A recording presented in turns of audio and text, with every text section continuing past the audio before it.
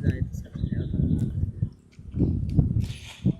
ಶಿವಗಂಗೆ ಬೆಟ್ಟದಲ್ಲಿ ಅದ್ವಿಕ್ ಬಂದಿರೋದು ಹೋಗಿರೋದು ನಿಜ. ಅವ್ರು ಹೇಳಿರೋದು ಸಾಂತಲ ಪ್ಲೇಸು ಮತ್ತು ಡ್ರಾಪಲ್ಲಿ ಮತ್ತು ಬೇರೆ ಕಡೆ ಎಲ್ಲ ನಾನು ಒಂದು 100 ಮೀಟ್ರೆಲ್ಲ ಫಸ್ಟಿಗೆ ಇಳಿದು ನಿನ್ನೆ ಇವತ್ತು 2 ದಿವಸ ಹುಡುಕಿದ್ವಿ ಅಣ್ಣ. ID ಕಾರ್ಡು ಕೂಡ ಕಂಡುಹಿಡಿದು ಹುಡ್ಕೊಟ್ಟಿನಿ, ಬಟ್ ಬೇರೆ ಅವ್ರದ್ದು ಯಾರ್ದೋ.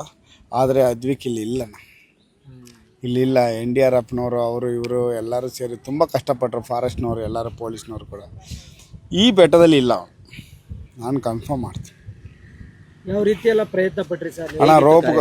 ರೋಪ್ ಹಾಕೊಂಡು ಕೆಳಗೆ ಇಳಿದು ಜೇನು ಹುಳ ಆಯಿತು. ಆದರೂ ನಾವು ಅದನ್ನ ಇಳಿದು ಬೇರೆ ಎಲ್ಲಿ ತಲೆ ಒಂದು ಬುಲ್ಡೆ ಒಂದು ಕಡೆಗೆ ಬಿದ್ದಾವೆ, ಯಾರ್ದೋ ಮಂಗನ ಬುಲ್ಡೆ ಬಿದ್ದಾವೆ, ಕೆಲವು ಜಾಗದಲ್ಲಿ ನಾಯಿ ಬುಲ್ಡೆ ಬಿದ್ದಾವೆ, ಚಿರತೆಗಳು ಬಂದು ತಿಂದರು, ಬೇರೆ ಮನುಷ್ಯನ ಮೂಳೆ ಎಲ್ಲೋ ಒಂದೊಂದು ಬಿದ್ದಾವೆ. ಆದರೆ ಹುಡುಕಿ ಎಲ್ಲ ಯಾರ್ದು ಏನೂ ಗೊತ್ತಿಲ್ಲ. ನಾನು ನೋಡಿದೆ, ಎಲ್ಲದನ್ನೂ ನೋಡೀನಿ. ಬಟ್ ಅದ್ವಿಕ್ ಬಾಡಿ ಅಂತೂ ಸಿಗಲಿಲ್ಲ. ಅವನದೊಂದು ಚಪ್ಪಲಿ ಕೂಡ ಸಿಗಲಿಲ್ಲ, ಶೂ ಕೂಡ ಸಿಗಲಿಲ್ಲ ನನಗೆ. ಎಲ್ಲೆಲ್ಲ ಕೆಲವು ಜಾಗದಲ್ಲಿ ಸೊಪ್ಪೆಲ್ಲ ಬೆಂಡ ಆಯ್ತಂತ ನಾನು ರೋಪಲ್ಲಿ ಇಳಿದು ಮತ್ತು ಅಲ್ಲಿಗೆ ಹೋಗೋಕ್ಕಾಗಲ್ಲ, ಆದರೂ ರೋಪ್ ಬಿಚ್ಚಿಬಿಟ್ಟು ನಾನು ಹೋಗಿ ಹುಡುಕಿದೆ. ಮಂಗಣ್ಣಗಳು ಓಡಾಡಿರೋದು ಆ ಜಾಗನ. ಬಟ್ ಅದ್ವಿಕ್ ಅಂತೂ ಇಲ್ಲಿಲ್ಲ. ಬದುಕಿರಲಿ, ಎಲ್ಲಿದ್ದರೂ ಬದುಕಿದ್ರೆ ಖುಷಿ. ನಾವು ಪಟ್ಟ ಕಷ್ಟ ಕೂಡ ಬೇಡ, ಆದರೆ ಅವ್ನು ಬದುಕಿದ್ರೆ ಖುಷಿ ಪಡೋಣ. ಆದರೆ ಈ ಜಾಗದಲ್ಲಿ ಅದ್ವಿಕ್ ಇಲ್ಲಣ್ಣ. ನಾವು ಮದುವೆ ಇಟ್ಕೊಂಡು ಇಂಥರ ಬಂದು ಜೀವ ಒತ್ತೆ ಇಟ್ಟು ಹುಡುಕ್ತಾ ಇದ್ದೀನಿ. ಬಟ್ ಅವ್ನು ಬಿದ್ದಿದ್ದು ಸತ್ತು ಹೆಣನೇ ತೆಗಿಬೇಕಂತಲ್ಲ, ಇಲ್ಲ, ಅವ್ನು ಎಲ್ಲಿದ್ದರೂ ಬದುಕಿದ್ರೆ ಸಾಕು. ಅದ್ವಿಕ್ಕಿಗೆ ನಾನು ಹೇಳೋದು ಒಂದೇ, ಈ ಥರ ಇದು ಮಾಡೋದು ಬೇಡ. ನಾವೆಲ್ಲ ಪ್ರಾಣ ಒತ್ತಿಟ್ಟು ನಿನಗೋಸ್ಕರ ಟ್ರೈ ಮಾಡ್ತಿದ್ದೆ. ದಯವಿಟ್ಟು ಎಲ್ಲೇ ಬದುಕಿದ್ರು ಒಂದು ಫೋನ್ ಮಾಡಿ ನಾನು ಅದೀನಂತ ಯಾರಿಗಾರ ತಿಳಿಸ್ಬಿಡು ಪ್ಲೀಸ್, ರಿಕ್ವೆಸ್ಟ್. ಇದೇನಾ ನಾನು ತಿಳಿಸೋದು. ನಾನಾಗಲಿ ನಮ್ಮ ಟೀಮ್ಗಳಾಗಲಿ ಎಲ್ಲ ನಾವು ಒಂದೊಂದು bag 70-80 kg bag, 500 metre rope ಹೊತ್ಕೊಂಡು ಮೇಲೆ ಓಡೋದು. ರೋಪ್ ಹೊತ್ಕೊಂಡು ಹೋಗಿ ಹೊತ್ಕೊಂಡು ಹುಡುಗರು ಸೊಂಟೆಲ್ಲ ಬಿದ್ದೋಗಿದೆ, ಶೋಲ್ಡ್ರೆಲ್ಲ ನೋವು, ತುಂಬ ಉಣ್ದಂಗೆ ಟೈಮ್ ಸರಿ ಉಣ್ದಂಗೆ ತುಂಬ ಕಷ್ಟಪಟ್ಟು ಬಂದವು. ಎಲ್ಲ ಕೂಲಿ ಕೆಲಸ ಮಾಡ್ಕೊಂಡು ಜೀವನ ಮಾಡೋಂಥವ್ರು. ನಾವು ಜೊತೆಗೆ ಟೀಮ್ ಕರ್ಕೊಂಬಂದು ನಾನು ಒಂದು ಹುಡುಕಿದ್ರೆ ಇಲ್ಲಿ ಇಲ್ಲ.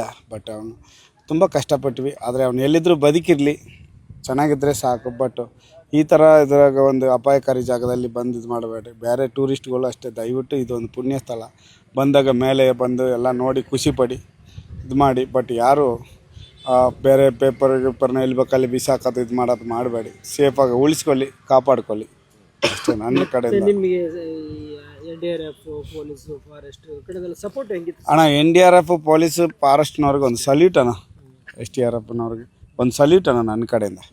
ದಾವಣಗೆರೆಯಿಂದ ಬಂದಿದ್ರು, ನ್ಯಾಷನಲ್ ಅವರು ಬಂದಿದ್ರು, ಎಲ್ಲರಿಗೂ ಒಂದು ಸಲ್ಯೂಟ್ ಹೊಡಿತೀನಿ ನಾನು. ಅವರೇ ನನ್ನ ಮೇಲೆ ಅಲ್ಲಿ ಕೆಳಗಿಳಿದ ಮೇಲೆ ಅಲ್ಲಿಂದ ಆಚೆ ಬರೋಕ್ಕೆ 5 ಅವರ್ ಬೇಕಿತ್ತು. 5 ಅವರ್ ನಾನು ಈ ಕೆಳಗೆ ಇಳಿದ ಮೇಲೆ ಕೆಳಗೆ ನಿಂತ್ಕೊಂಡು ಆಚೆ ಬರಲಿಕ್ಕೆ, ರೋಡಿಗೆ ಬರಲಿಕ್ಕೆ 5 ಅವರ್ ಬೇಕು. ಅಷ್ಟು ಕಷ್ಟಪಟ್ಟು ಬಂದೆವು.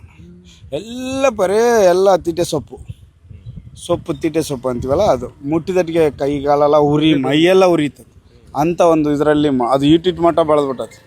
ಅದ್ರೊಳಗೆ ತೂರ್ಕೊಂಡು ಆಚೆ ಬಂದೆವು.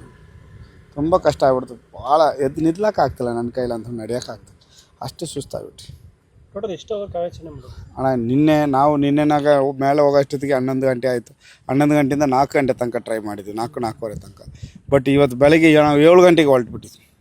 7 ಗಂಟೆಗೆ ಹೋಗಿ ಅಲ್ಲೆಲ್ಲ ಬೇರೆ ಜಾಗ ಎಲ್ಲ ಹುಡುಕಿ ಆಮೇಲೆ ಇದು ಸಾಂತಲ ಡ್ರಾಪಲ್ಲಿ ಇಳಿದಿದ್ದು ಎಲ್ಲ ಹುಡುಕಿದ್ವಿ. ಇಲ್ಲ, ನಾವು ರೋಪಲ್ಲಿ ಇಳಿದು ನನ್ನ ಪ್ರಕಾರ ನಾನು ಕೆಳಗೆ ಬಂದು ಈಗ ಬಂದು ನಿಂತ್ಕೊಂಡು ನಿಮ್ಮ ಮುಂದೆ ಭೇಟಿ ಕೊಡ್ತಾಯಿದ್ದೀನಿ ನಾನು. ಇದೇ ಟೈಮ್. ಥ್ಯಾಂಕ್ ಯು ಅಣ್ಣ, ಧನ್ಯವಾದ.